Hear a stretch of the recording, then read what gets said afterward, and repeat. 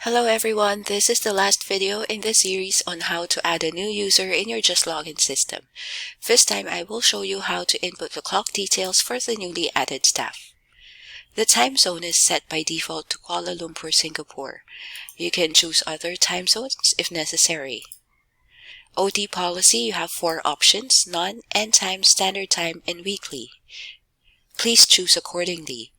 Additionally, if you choose weekly, you will be required to input the number of OT hours before OT is going to be calculated by the system. Allow edit field. If you allow the staff to edit their clock in and clock out time, please put a tick on this box. If not, you can leave it blank. For a public holiday policy, you have 3 options: treat as working day, paid 1 day, or given off in lieu. To know more about the differences, you can hover your cursor over this area and you can see and determine what you need for this staff.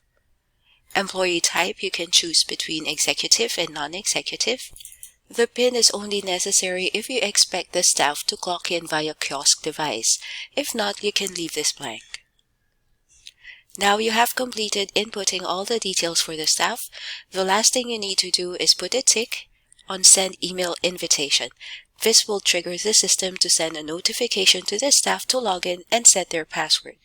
Once done, click on Save and Next, and you are done adding a new user in your JustLogin system. I hope the Add User video series helped you to be more familiar with your JustLogin account. Thank you for watching.